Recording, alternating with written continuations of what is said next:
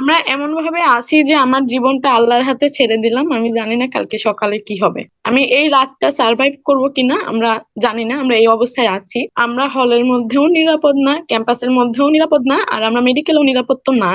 আমরা হলের মধ্যে এখন বসে আছি সবাই একত্রে, রাত্রে অ্যাটাক হতে পারে, রাত্রিবেলা কারেন্ট বন্ধ করে দেওয়া হবে এবং বাইরের মানুষ এনে হলের মধ্যে অ্যাটাক করা হবে। আমরা এখনো রাজপথে আছি এবং এই রাজপথে আমরা আমাদের জীবনকে উৎসর্গ করে দিয়েছি। যেমনটা বললাম, আমি আসলে জানি না আমি আগামী কালের সকাল পর্যন্ত আমি আসলে সার্ভাইভ করব কিনা।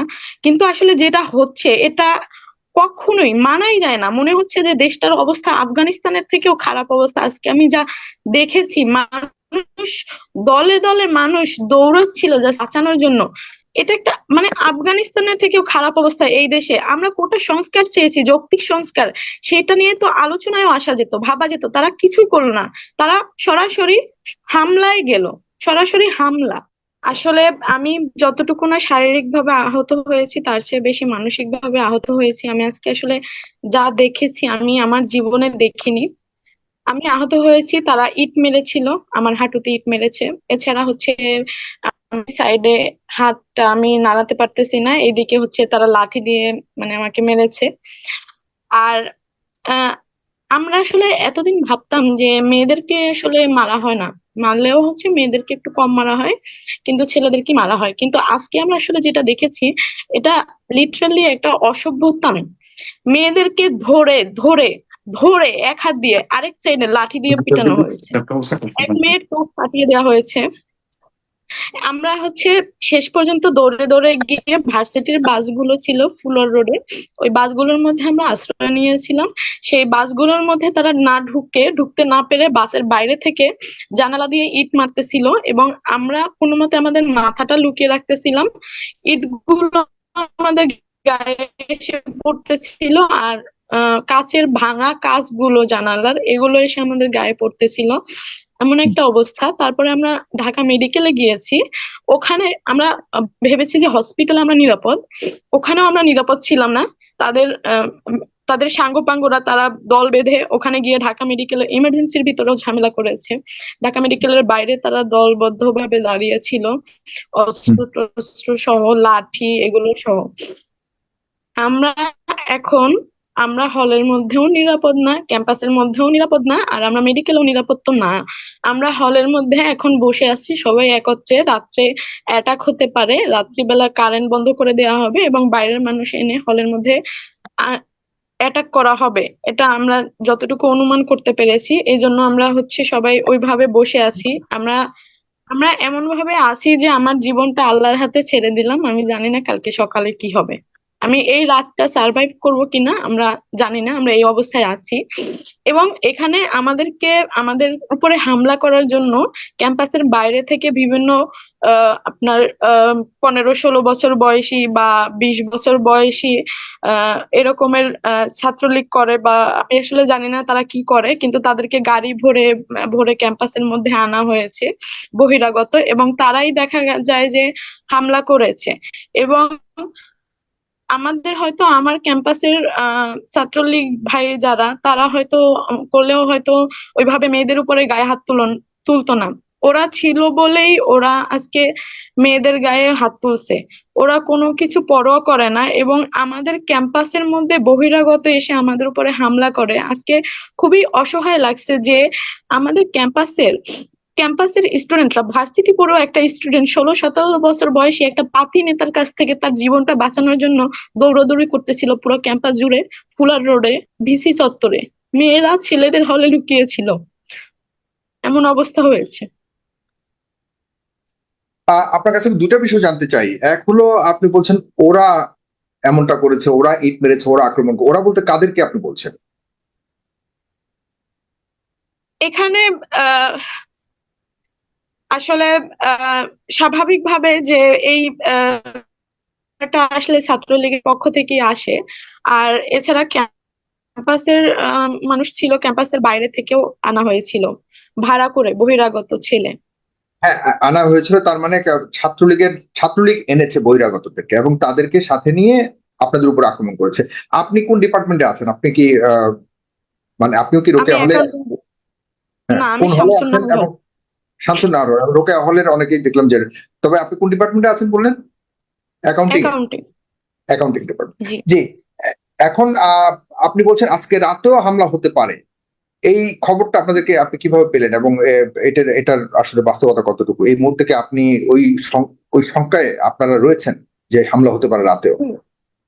আহ জি, এই শঙ্কায় আমরা রয়েছি। এখন এই খবর দেখা যায় যে আমাদের ভিতরের খবরও তারা অনেক ভাবেই জানে, আর আমরাও আহ কিছু কিছু ভাবে কিছু খবর বাইরে আসে, বা তাদের ভিতর থেকেও অনেক অনেক সময় কিছু খবর, যে তারা তো দেখা যায় যে তারাও আচ্ছা, মানুষ, কারোরই আসলে সামনে থেকে এতগুলো মানুষকে এইভাবে রক্তাক্ত দেখতে ভালো লাগে না। তখন তাদের মনুষ্যত্ব যখন জেগে ওঠে, তাদের মধ্যে অনেকে অনেক সময় আমাদেরকে কিছু কিছু ইনফরমেশন দেয়। কি আর কারণে আক্রমণটা হামলা করেছে, যেমন হামলাটা কখন করেছে, কি কারণে করেছে, এ পর্যন্ত আপনারা জানতে পেরেছেন কিনা? আর পাশাপাশি হলো কতজন আহত হয়েছে এবং কি ধরনের আক্রমণের শিকার হয়েছেন? ওই আক্রমণের গভীরতাটা কেমন, বা ওইটার একটু জানতে চাই। কি ধরনের কতটুকু আহত কতজন হয়েছে? আহত হয়েছে এটা আসলে আহ, অনেক, যার জন্য এটার হিসাবটা নেই। এটা আপনার 150 শতাধিক, 200রও বেশিও হতে পারে। আর এত মানুষ যে আমরা আসলে আপনি মিউট হয়ে গেছেন, অদিতি, আপনি মিউট হয়ে গেছেন, আনমিউট করে বলতে হবে।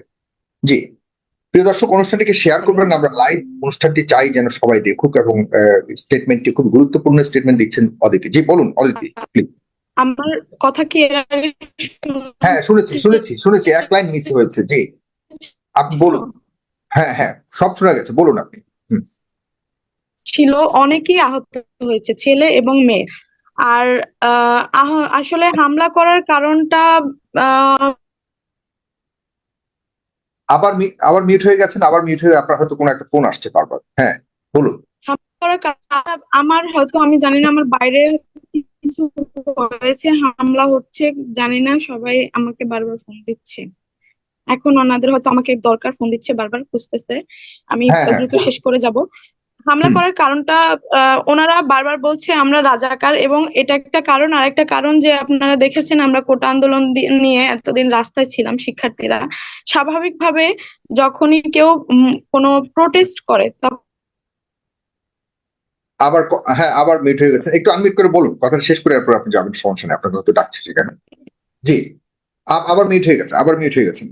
জি, বলুন বলুন, আর এখন আজকে বলুন। হচ্ছে আমাদেরকে বারবার বলা হচ্ছিল যে আমরা রাজাকার, আমাদের এদিকে রাজাকারের ঠাঁই নেই, এই আর কি। আচ্ছা, মানে আপনারা রাজাকার, আপনাদের ঠাঁই নেই, এ কারণে আপনাদেরকে আক্রমণ করা হয়েছে, এবং এই বলে আপনাদেরকে আক্রমণ করা হয়েছে। তা আপনাদের, মানে আমি কে তুমি কে, রাজাকার রাজাকার, এই স্লোগানটির ব্যাপারে আপনাদের অভিমত কি? আপনারা এই ধরনের স্লোগান কেন দিয়েছেন? এই কথাটা, শেষ কথাটা বলে আপনি যাবেন। সমস্যা নেই। হ্যাঁ, এখন দেখেন, কেউই নিজেকে স্বেচ্ছায় রাজাকার বলে না, বিশেষ করে আমাদের দেশে থেকে তো এটা কেউই করবে না। হুম। মানুষ, আমি রাজাকার, তুমি কে, আমি কে, রাজাকার রাজাকার, এই স্লোগানটা জাস্ট মানুষের ক্ষুব্ধ হয়ে, তার মানুষ আসলে কতটা কষ্ট পেলে নিজেকে নিজে রাজাকার বলে, এটা আসলে ভেবে দেখার বিষয়। মানুষ ক্ষুব্ধ হয়ে এটা বলেছে, কারণ যেখানে মুক্তিযোদ্ধাদের যে রেশিওটা, সেটা আমার মোট জনসংখ্যার 0.5%। বাকি কি 99.5% সব কি রাজাকার? তা তো না। তার চেয়ে বড় কথা হচ্ছে আমি কেন রাজাকার হব? আমি একটা স্বাধীন দেশে জন্মগ্রহণ করেছি, এবং এই দেশে রাজাকারদের বিচার হয়ে গেছে, তাহলে আমাকে কেন রাজাকার শুনতে হবে? এবং এই দেশে, একটা দেশের 98%, 99% তো রাজাকার না। সেই যুদ্ধের সময় 7 কোটি ছিল জনসংখ্যা, 7 কোটিকে সশস্ত্র সংগ্রাম করেছিল, করেনি। এবং তারা যেভাবে রাজাকার বলল সবাইকে, তাতে মনে হচ্ছে যে মুক্তিযোদ্ধার নাতিরা চাকরি পাবে না তো কি রাজাকারের নাতিরা পাবে? তাহলে তো সেই হিসেবে মনে হয় যে 30 লক্ষ যে শহীদ ছিল, তাদের সন্তান নাতি নাতনিদেরও তারা রাজাকারই মনে করছে, কারণ তাদের জন্য কিন্তু কোনো কোটা নেই। শহীদদের জন্য কিন্তু কোনো কোটা নাই, শহীদদের নাতিপুতিদের জন্য। তাহলে তারাও কি রাজাকার, 30 লক্ষ শহীদের নাতিপুতিরা? না, আচ্ছা, একটা যুক্তি আপনি তুলে ধরেছেন। আহ, আপনি জানেন যে প্রধানমন্ত্রী বলেছে যে রাজাকারের নাতিপুতিরা কি চাকরি পাবে? পাবে তো মুক্তিযোদ্ধার সন্তানেরা পাবে। এরপর থেকে আপনাদের জি। এই স্লোগানটি শুরু হয়েছে। এখন আজকে আবার প্রধানমন্ত্রী মন্তব্য করেছেন। আপনাদের আন্দোলন কি এভাবে আপনারা চালিয়ে যাবেন? এখন এই আক্রমণের ফলে আপনাদের আসলে আন্দোলনের ভবিষ্যৎ কি হতে যাচ্ছে? বা আপনারা কি এখনো রাজপথে আছেন? থাকবেন? কি করবেন আপনারা? আমরা এখনো রাজপথে আছি এবং এই রাজপথে আমরা আমাদের জীবনকে উৎসর্গ করে দিয়েছি। যেমনটা বললাম, আমি আসলে জানি না আমি আগামী কালের সকাল পর্যন্ত আমি আসলে সার্ভাইভ করব কিনা, কিন্তু আসলে যেটা হচ্ছে এটা কখনোই মানাই যায় না। মনে হচ্ছে যে দেশটার অবস্থা আফগানিস্তানের থেকেও খারাপ অবস্থা। আজকে আমি যা দেখেছি, মানুষ দলে দলে মানুষ দৌড়াচ্ছিল যা বাঁচানোর জন্য।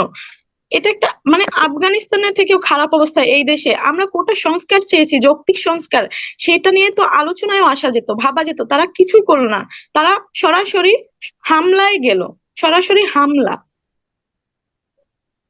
তার মানে আপনারা আন্দোলন থেকে পিছিয়ে আসছেন না, আপনারা জীবন উৎসর্গ করেছেন। ব্যাপারটা এরকম যে এখন আজকে রাতে আপনাদের উপর হামলা হতে পারে এটা জানা সত্ত্বেও আপনি পিছপা হচ্ছেন না, আপনারা ক্যাম্পাস ছেড়ে যাচ্ছেন না, আপনারা আন্দোলনে রয়েছেন। এ হলো আপনাদের অবস্থান। অদিতি, আপনাকে অনেক অনেক ধন্যবাদ, আপনি আমার সাথে যুক্ত হয়েছেন। আপনি কিছুক্ষণ যদি থাকতে পারেন থাকুন, আর কিছু না বলার থাকলে আমি পরবর্তী আলোচকের কাছে যাচ্ছি, যতক্ষণ না, পারেন আমার থাকুন, নাও যান। আমার আসলে যেতে হবে। আমার হ্যাঁ, একটু যেতে হবে, আমি আপনি, থাকতে হ্যাঁ, পারছি না। আপনি যান, সমস্যা নেই। আপনাকে অনেক ধন্যবাদ। জনাব আশিকুর রহমান জিম, আপনিও ঢাকা বিশ্ববিদ্যালয়ের আমাদের আসলে জি, বলুন বলুন অদিতি, বলুন, কিছু যে বলবেন? আমাদের আমাদের দিনে যা ছিল, এখন অবস্থা আরো শোচনীয়। আমরা সবাই জীবনটা হাতে নিয়ে বসে আছি। আমরা সবাই জাস্ট জীবনটা হাতে নিয়ে একত্র হয়ে বসে আছি। আমাদের হলে ম্যামদের কিন্তু ডিউটি নেই, তারা পেনশন স্কিমে সবকিছু বর্জন করেছিল, তাও ম্যামরা রাত জেগে এখন ডিউটি দিচ্ছে। জাস্ট হুম। ধন্যবাদ সবাইকে।